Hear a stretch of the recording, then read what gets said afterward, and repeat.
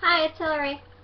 So this video is about dance and an introduction to shoes. First, if you are starting dance now and you're like 15 and up, if you're a little bit too old to be in the little kid classes but you're beginning, I would suggest taking a ballet class. These are leather ballet slippers. One thing you should know about ballet slippers is that you should order them a size to a half a size smaller than your normal street shoe size. And if it's your first time getting them, it's not the best thing to do. Your dance teacher will be a little iffy about it, but go to Payless because they do have ballet slippers there. They're good for beginners if you don't want to spend like $30–40 on them. They're 20 bucks. Which isn't that bad for ballet shoes, especially since they're leather, and have them fit you. The ones at Payless are street shoe size. Sometimes you should get them like half a size smaller, so your toes are near the end, but just like not all the way smushed, and not that you have enough room to just walk around the streets and be fine with it. So there are a few types of ballet slippers. There are leather and bottoms. Bottoms can have either 2 pads or 1 full one. As you get more advanced, you really want the 2 padded a lot more because it bends a little bit easier. So you have leather, and then you have canvas. Now these I've had for like a year, and if you can see, I don't know if you can see, yeah, it's really ripped up because these are just cloth. So the basics of ballet slippers, they have these little things that I like to call worms. There are these little elastic bands that once you put your foot in, you take these and you tighten them like a normal shoelace. You tie them like a normal shoelace, and then you tuck them in so like no one sees them, but they're tight enough so that they stay on your feet. The Payless shoes are already sewn for you, but if not, then once you get more advanced, you have to sew your own ballet slippers. And I'll post a video on that a lot later. This is just an introduction. So these are called canvas. These ones I got for $35, which is pricey.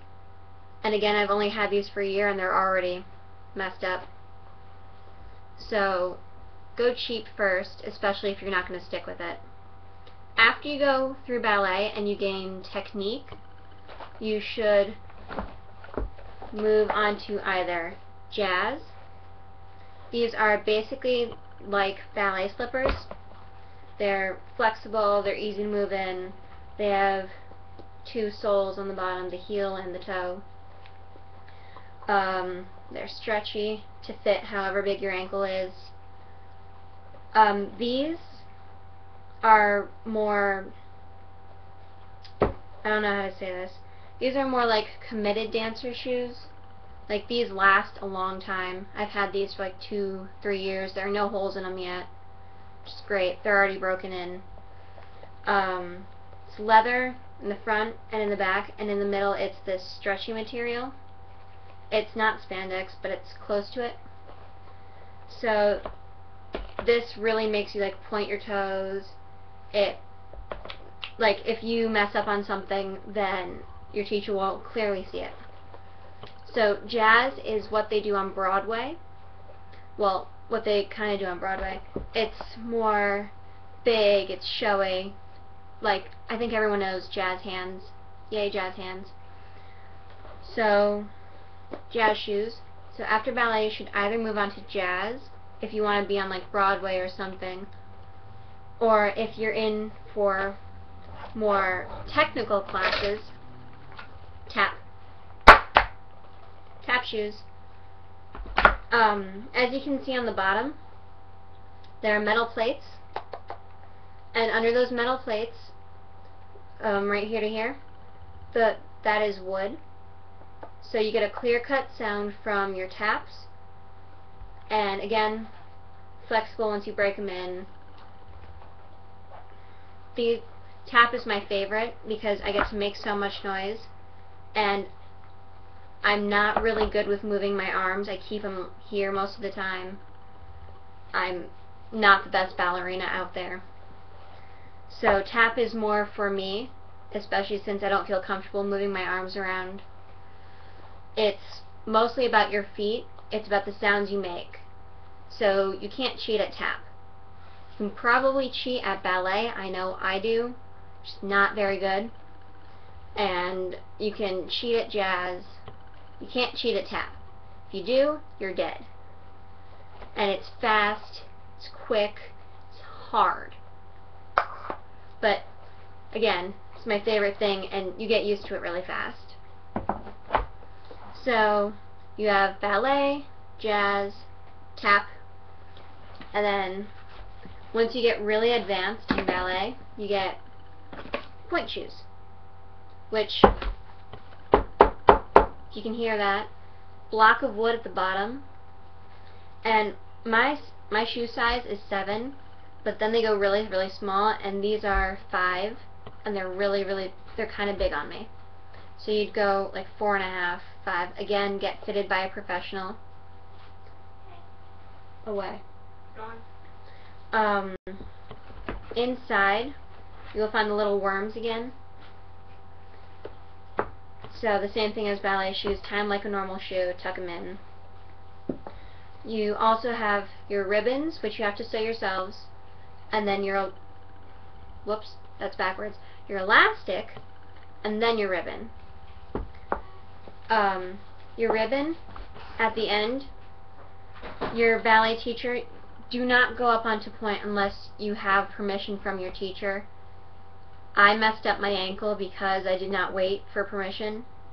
It's really dangerous. Don't do it at home by yourself. At the bottom, when you cut your ribbon to fit to your ankle size, you should singe it. You can't really see. It's like if you singe anything else, you know, it turns gooey and then it dries and it just stays like that. So, point shoes. And in your point shoe, you can have these little funky things, which they are these little insoles, which when you're up on your toes, it makes it hurt less, because there is a giant block of wood in the bottom.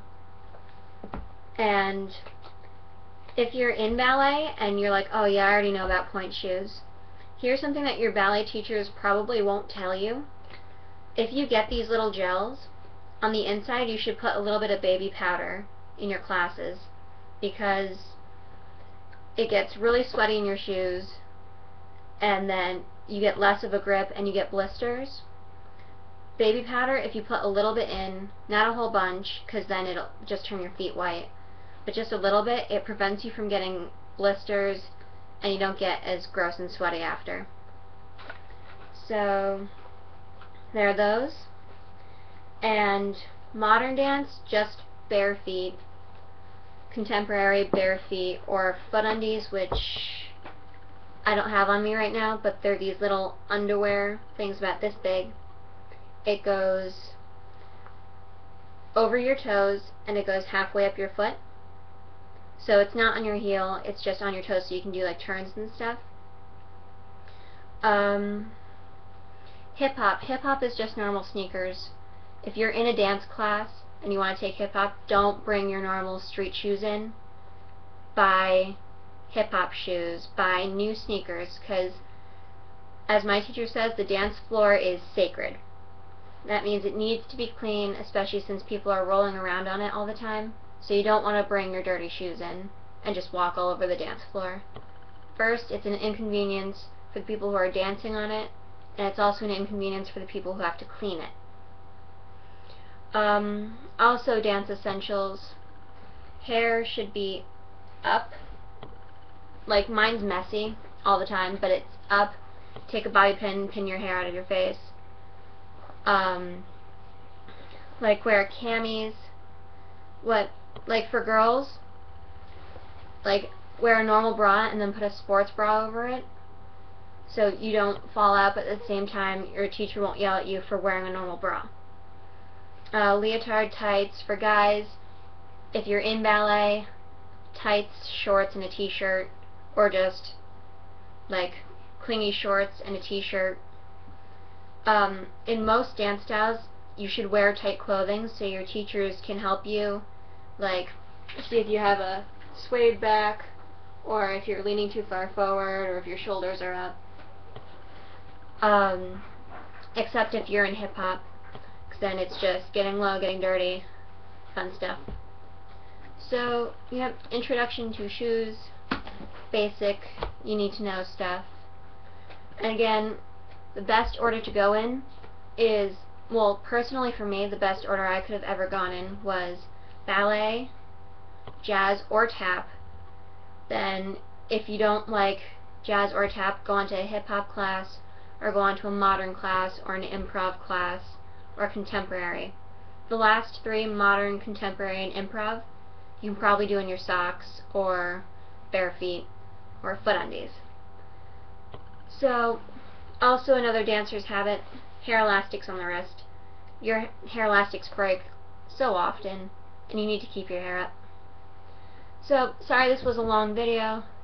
Hope you got some helpful information out of it. If you have any questions for me, post it down in my box.